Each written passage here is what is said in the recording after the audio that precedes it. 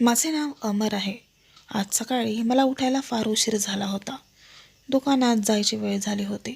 मी एक ladies tailor होतो. माझ्यासारखा स्मार्ट आणि देखणा लेडीज टेलर या भागात कुठेच नव्हता. मी केलेल्या ड्रेस आणि ब्लाऊजची फिटिंग एकदम परफेक्ट असायची. त्यामुळेच माझ्याकडे खूप काम होते. त्यामुळे शहरातील बहुसंख्य स्त्रिया माझ्याकडे येत होत्या. माझ्याकडे येणाऱ्या सर्व महिला माझ्याशी हसून मनमोकळेपणाने बोलायच्या. त्यामुळे मी पण त्यांच्याशी हसून मनमोकळेपणाने बोलायचो. हे साहजिकच होते की मला त्यांच्याकडून काम मिळायचे आणि ते कामाच्या बदल्यात पैसेही मिळायचे.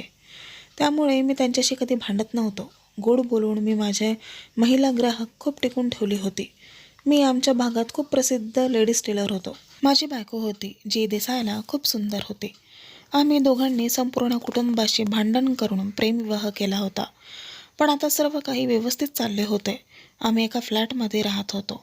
माझ्या पत्नीचे नाव हिना होते. आम्ही दिल्लीतल्या एका एरियात फ्लॅट बघायला आलो. तेव्हा माझी बायको म्हणाली की तिला सर्वात वरच्या मजल्यावर फ्लॅट हवा आहे. यावर मी तिला म्हणालो, एवढ्यावरती फ्लॅट घेतल्यावर रोज आपल्याला पायऱ्यांनी ये जा करायला खूप त्रास होईल. कारण ती इतकी चांगली बिल्डिंग नव्हती. त्यामुळे तिथे लिफ्टची व्यवस्था नव्हती. मग ती म्हणाली की वरच्या फ्लॅटमध्ये आपल्याला मोठी बाल्कनीही मिळेल. त्यामुळे वरचा फ्लॅट खूप आवडला आहे. त्यासोबतच वरच्या फ्लॅटची किंमतही कमी होती. कारण तो खूप उंच होता आणि इतक्या उंच ठिकाणीवरून खाली उतरणे किंवा वर जाणे लोकांना अवघड वाटत होते. ती म्हणाली आपल्या दोघांचाही व्यायाम होईल. तिला बाल्कनी खूप आवडली. ती म्हणायची की एखाद्या सकाळी बाल्कनीत बसून चहा घेत आकाशात पाहिले तर छान छान पक्षी उडताना दिसेल. त्यामुळे दिवसभर थकवा निघून जाईल. मी तिची विनंती मान्य केली आणि आम्ही दोघेही शेवटी फ्लॅट घेतलाच. पण एके दिवशी असे घडले की ते पायऱ्यांवरून उतरताना पडली आणि तिच्या कमरेला गंभीर दुखापत झाली. आता तिचा कमरेपासून तर पायापर्यंतचा भाग पूर्णपणे बधीर झाल्यासारखे डॉक्टरांनी सांगितले. 2 महिने हॉस्पिटलमध्ये काढल्यानंतरही तिला चालता येत नव्हते. कदाचित आता तिला अपंगत्व आल्याचे स्पष्ट झाले होते. अचानक पडल्यामुळे तिच्या शरीराचे अनेक अवयव फ्रॅक्चर झाले होते आणि आता या घटनेला 1 वर्ष होत आले आहे. तिची सगळी कामं, तिच्यासाठी जेवण बनवणे, घर साफ करणे, दुकानात जाणे आणि तिला बाथरूमला घेऊन जाणे वगैरे वगैरे सकाळी मी स्वतः करायचो. माझे सर्व नातेवाईक माझ्याकडे दयेच्या नजरेने पाहत आणि ते म्हणायचे की तू तुझ्या आवडीने लग्न केले आणि तुझ्या घरच्यांना दुखावले, त्यामुळे तुला ही शिक्षा भोगावी लागत आहे. माझी बायको लग्नाच्या 1.5 वर्षानंतरच प्रेग्नेंट राहिली होती. ती आई होणार होती, पण जिण्यात पाय घसरून खाली पडल्यामुळे आज आमच्यावर हे दिवस आले होते. त्यासोबतच माझ्या बाळानेही या जगात येण्यापूर्वीच हे जग सोडले. आमच्यासाठी हा एक खूप मोठा अपघात होता. त्यामुळे आम्ही खूप मोठे संकटात अडकलो. पण तरीही हा सगळा वेळ आम्ही खूप आनंदात घालवला. आता 1 वर्ष झालं होतं, पण नैनाला अजूनही चालता येत नव्हते. मी माझे कामासाठी दुकानात जायच्या अगोदर मी तिला बाथरूमला घेऊन जायचो. त्याच्यासोबतच तिला लागणाऱ्या गरजेच्या वस्तू तिच्याजवळ ठेवायचो. घरापासून दुकान जवळ असल्यामुळे मी दिवसातून 3 ते 4 वेळा घरी यायचो, जेणेकरून नैनाला बाथरूमला जाण्यासाठी आणि इतर कामासाठी मदत करायचो. मी तिला एक नवीन मोबाईल घेऊन दिला, जेणेकरून तिला काही अडचण आली तर ती मला फोन करून बोलवू शकेल. तिच्या सोयीसाठी मी दुपारचे जेवण तिच्यासोबतच घरी करायचो. दुपारनंतर मी थोडा आराम करून पुन्हा दुकानात जायचो आणि मग रात्री उशिरा यायचो. जेवढं काम व्हीलचेअरवर बसून करता येईल तेवढे काम ती करायची. ते माझ्यासाठी पुरेसे होते. आज सकाळी मी दुकानात जाण्या अगोदर तिला बाथरूमला जायला मदत केली. बाहेर आल्यावर तिने मला काहीतरी खुणावले. मी म्हटलं, आता काय हवे आहे तुला? मी जरा रागाने बोललो तर ती घाबरली. याचा अर्थ तिला लिपस्टिक लावायची होती. मी तिला आरसा दाखवला. तिने ओठांवर लिपस्टिक लावली. यावर मी तिची स्तुती केली आणि म्हणालो की माझी प्रिय पत्नी, तू खूप सुंदर आहेस. मग ती म्हणाली की तुमच्या पत्नीला कोणाची तरी नजर लागली आहे. मी म्हणालो, असे काही नाही, सर्व काही ठीक होईल. माझी पत्नी अपंग असल्यामुळे मी पुरुष असूनही घरातील सर्व कामं करायचो आणि पैसेही कमवायचो. मी म्हणजे बायकोचा कधीच राग केला नाही, ना कधी तिला शिवी दिली नाही. या 1 वर्षात मी तिच्याशी कधीही भांडलो नाही. मी तिच्यावर उपचारासाठी खूप पैसे खर्च करत होतो, पण तिच्यात काहीच फरक पडत नव्हता. नशिबाने आमच्यासोबत असे का केले हे मला समजत नव्हते. आज सकाळी जेव्हा मी दुकानात गेलो तेव्हा माझ्या दुकानात एक मुलगी येताना मला दिसली. मी तिला या भागात यापूर्वी कधीच पाहिले नव्हते. कदाचित ती मुलगी या भागात नवीन आली असावी. ही मुलगी खूप सुंदर आणि सडपातळ होती. ती दुकानाच्या आत येताच म्हणाली, "माझे नाव पलक आहे. तुमचे नाव काय आहे?" मी म्हटलं की सगळे मला अमर टेलर म्हणतात. "हो, मी तुमच्या कामाबद्दल खूप ऐकून आहे. त्यामुळे मी इथे आली आहे. आमच्या घरात लग्न आहे आणि लग्नाच्या प्रत्येक फंक्शनला मला नवीन ड्रेस घालायचा आहे. त्यामुळे मला 5 ड्रेस शिवून घ्यावे लागतील. तुम्ही ते मला 1 आठवड्यात शिवून द्याल का?" यावर मी म्हणालो, "हो, का नाही?" मग ती म्हणाली, "इतके दिवस तुम्ही 1 आठवडा सहज शिवून टाकसाल का?" मी म्हणालो, "हो, पण अर्जंट कामासाठी थोडा जास्त खर्च येईल," असे सांगितले. तिने पैशाची काही काळजी करू नका असे सांगितले. "जेव्हा तुमच्याकडून एकाच वेळी 5 ड्रेस मिळतील, तेव्हा मी तुमचे सर्व पैसे देऊन टाकेल." मला मोठे काम मिळाल्याचे आनंद झाला. असो, मला खूप दिवसांपासून लग्नाची ऑर्डर मिळाली नव्हती, कारण आता लग्नाचं सीझनही नव्हतं. पण तसे पाहायला गेले तर काही लोक अकाली लग्नाची योजना आखतात. ती म्हणाली की उद्या मी ड्रेस मटेरियल घेऊन येईल आणि तुम्हाला मापही देईल. मी म्हणालो, "ठीक आहे." मी तिचे नाव आणि ऑर्डर नंबर लिहून घेतला. मी फक्त माझ्या दुकानात काम करायचो, कारण कधीकधी कामाचा खूप लोड असायचा. ती दुसऱ्या दिवशी पुन्हा आली. तिने मला सर्व ड्रेस मटेरियल दिले आणि कोणत्या प्रकारचे शिवायचे ते समजावून सांगितले. आणि ती म्हणाली की "पण मला एक ड्रेस अर्जंट हवा आहे." मी म्हणालो की "मी या टायमिंगला माझ्या घरी जात असतो. माझी पत्नी बेडवर आहे, त्यामुळे मला घरी जावे लागते." मग ती म्हणाली की "तुम्ही मला एक ड्रेस लगेच दिलास तर मी तुम्हाला ₹500 जास्त देईल." मी यावर विचार करू लागलो की ₹500 1 तास घालवला तर काय होईल? असो, माझी बायको आमच्या घरात तर बसली आहे, रस्त्यावर तर बसली नाही ना. आणि 1 तासाने काय फरक पडणार आहे? नाहीतरी माणसाला कधी कधी तासभर उशीर होतोच. पण माझी बायकोची अवस्था अशी असल्याने मी नेहमीच वेळेवर घरी राहायचो. पण 2 पैसे तिच्या उपचारासाठी उपयोगी पडतील, त्यामुळे मी घरी जाणे टाळले आणि तिचे माप घेऊन ड्रेस शिवून टाकला. तर तासाभराहून अधिक वेळ लागला. रात्री घरी गेल्यावर घरात प्रवेश केला तेव्हा समोरचं दृश्य पाहून मला धक्काच बसला. कारण माझी पत्नी जमिनीवर पडली होती. काचेचा पाण्याचा ग्लास फुटला होता की तिच्याजवळ ठेवलेली पाणी संपले असल्याने कदाचित पाणी पिण्यासाठी उठण्याचा प्रयत्न करत असावी. मी तिला उचलली, तिचा चेहरा स्वच्छ केला. तो किंचित जखमी झाला होता. त्यावर मी बँडेज लावले. त्यानंतर मी तिच्याकडे पाहिले. तिच्या मोबाईलची बॅटरी संपली होती, त्यामुळे तिला मला फोनही करता आला नाही. मी म्हणालो, "मला माफ कर, मला आज खूप महत्त्वाचं काम होतं." ती मला विचारू लागली, "काय काम होते?"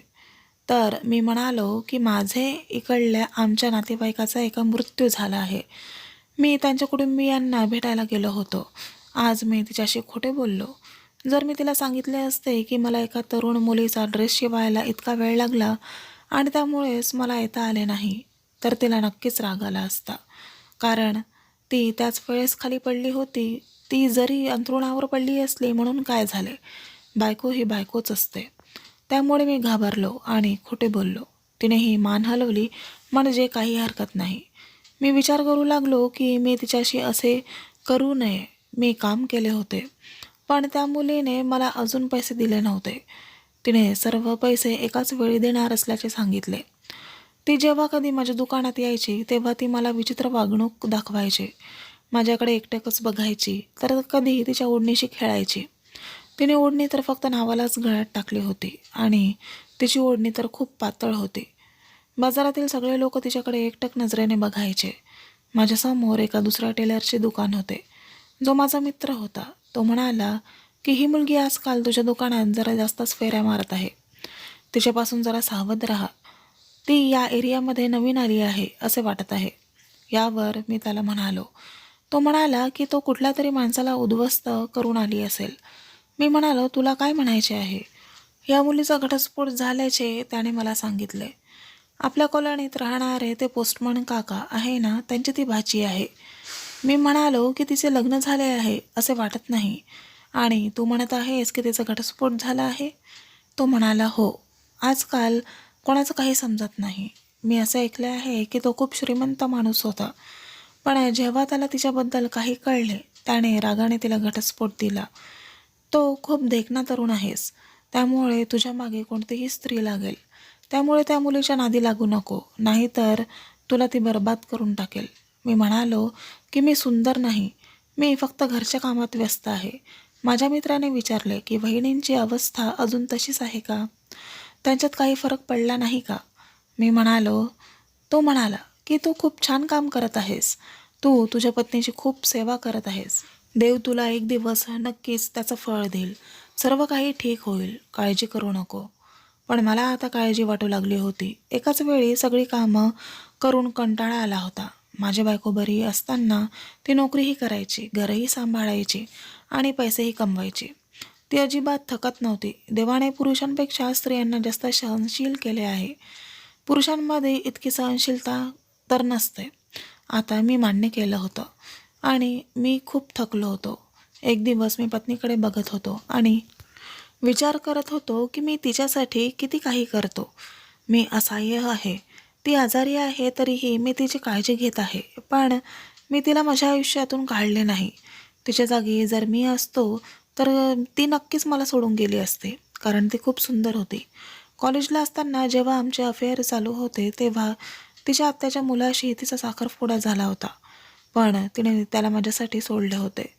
मग ती मला दुसऱ्यांसाठी का सोडणार नाही? मला विचित्र विचित्र विचार येऊ लागले. पण आजकाल मी फक्त पलकचा विचार करत होतो. आता ती प्रत्येक महिन्याला माझ्याकडून ड्रेस किंवा ब्लाऊज शिवून घ्यायची.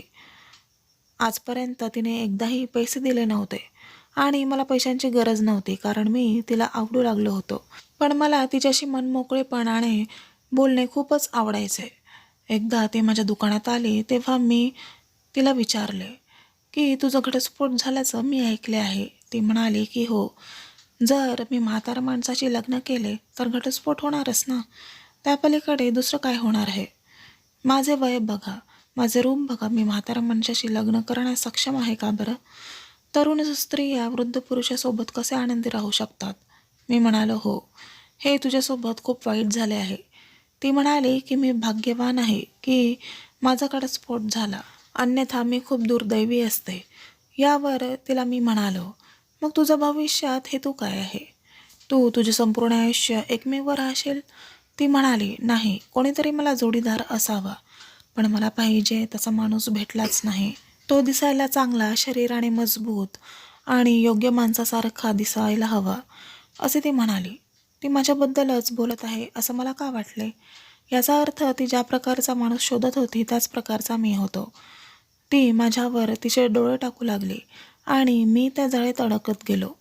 याआधी मी प्रेम केलं होतं, ते विसरलं होतं. ते प्रेम मी नयनावर केले होते. प्रेमाचा कच्चा धागा खूप मजबूत असतो असं म्हणतात. कितीही खंबीर माणसांनी एकत्र येऊन त्याला तोडण्याचा प्रयत्न केला तरी तो तुटत नाही. पण तो कधीकधी दुर्बुद्धीमुळे लगेच तुटतो.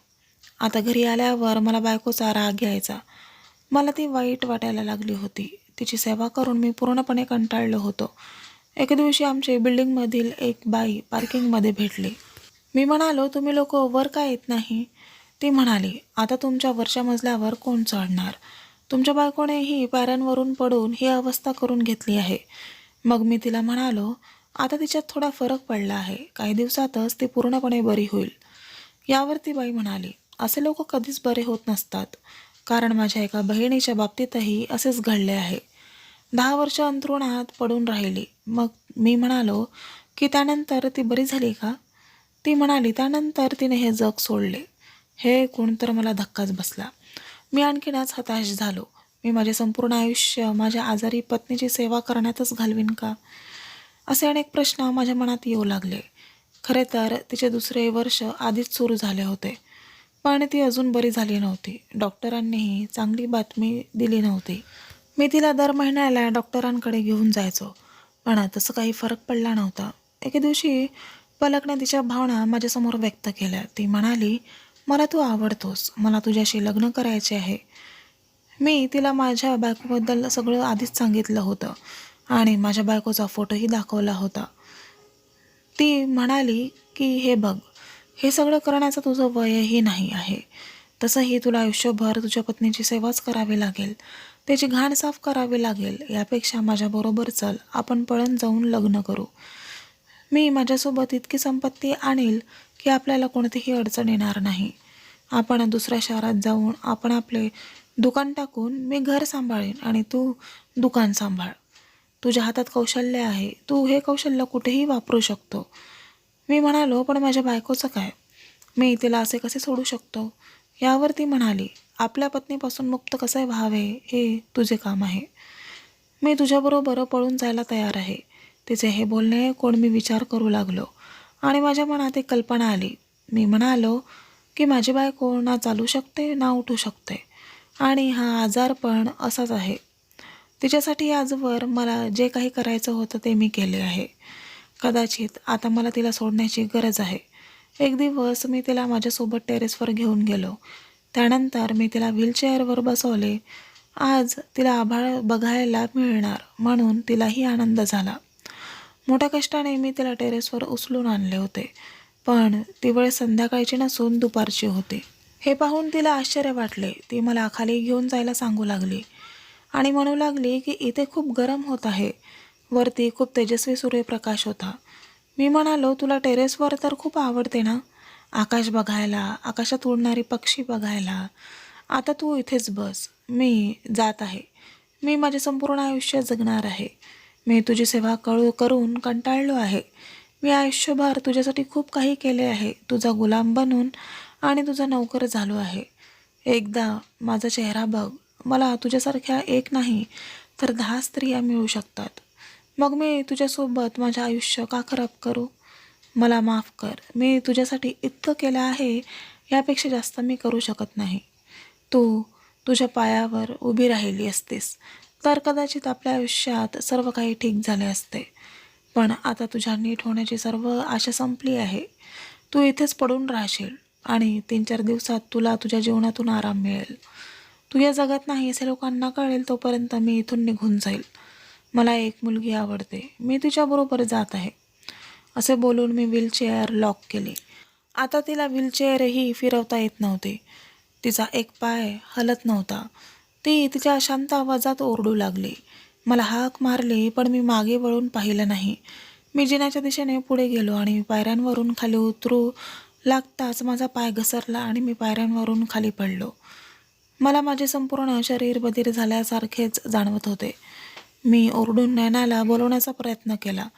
मी तिला हाक मारत राहिलो. नैना, नैना, मला मदत कर, मला मदत कर, असे ओरडत राहिलो. असाच अर्धा तास निघून गेला. मी खाली पडलो आहे आणि मला खूप गंभीर दुखापत झाली आहे हे माझ्या पत्नीच्या लक्षात आले. माझ्या मदतीसाठी माझ्या पत्नीने तिची शेवटची ताकद वापरली, ज्याला इच्छाशक्ती म्हणतात, आणि ती तिच्या पायावर उभी राहिली. मला बघण्यासाठी, मला वाचवण्यासाठी ती स्वतः खाली उतरली होती. मग मला वरच्या पायऱ्यांवरून कोणीतरी खाली येताना दिसले. ते दुसरी कोणी नसून माझी पत्नी होती. हे पाहून मला आश्चर्य वाटले, पण जेव्हा तिने मला पाहिले की मी खाली पडलो आहे आणि माझी अवस्था खूप वाईट झाली आहे, म्हणून ती लगेच माझ्या दिशेने सरकली आणि मला उठवण्याचा प्रयत्न करू लागली. मला काय झाले आहे ते तिला समजले. तिने माझ्याकडे तक्रारदायक नजरेने पाहिले. तिने रुग्णवाहिकेला कॉल केला आणि काही वेळाने रुग्णवाहिका आली. ती माझ्यासारखी निर्दयी नव्हती. तिला हवे असते तर ती मला तिथेच कायमचे सोडून जाऊ शकली असते, पण ती मला रुग्णवाहिकेत घेऊन हॉस्पिटलमध्ये आली. त्यानंतर मला इमर्जन्सी वॉर्डमध्ये दाखल करण्यात आले. डॉक्टरांनी सांगितले की वर्षभरापासून आम्ही जी तुमच्यावर ट्रीटमेंट करत होतो त्या औषधाने तुम्हाला कधीच काहीच फरक पडला नाही, पण आज तुम्ही तुमच्या पायावर उभे आहात. यात आम्हाला फार आनंद होत आहे, पण आम्हाला माफ करा. हा सर्व प्लॅन तुमच्या मिस्टरांचा होता. गेल्या वर्षभरापासून ते माझ्यासोबत या बाबतीत चर्चा करत होते. त्यांनी अनेक वेळा तुम्हाला चालवण्याचा प्रयत्न केला, पण तुम्ही आणि तुमचं शरीर तुम्हाला साथ देत नव्हते. तुमच्या इतक्या तरुण वयात तुम्हाला असे अंथरुणात पडलेले अमरला बघवत नव्हते. त्यामुळे आम्हाला हा मार्ग स्वीकारावा लागला. इतक्यात अमर बाहेर येतो. अमरला काहीच नाही झाल्याचे नैनाच्या लक्षात आले. नैनाही पळत जाऊन अमरला मिठी मारून रडू लागली. मित्रांनो, हा माझा एक निर्णय जर चुकला असता तर आम्हा दोघांचे आयुष्य बरबाद झाले असते. मी तुम्हा सर्वांना विनंती करू इच्छितो की कोणत्याही परिस्थितीत तुमच्या जोडीदाराचा साथ सोडू नका. कारण तो प्रत्येक प्रसंगात तुमच्या पाठीशी उभा असतो. तर मित्रांनो, कथा आवडल्यास चॅनलला लाईक, शेअर आणि कमेंट करा. आणि अशाच छान छान कथा पाहण्यासाठी चॅनलला सबस्क्राईब करा. धन्यवाद.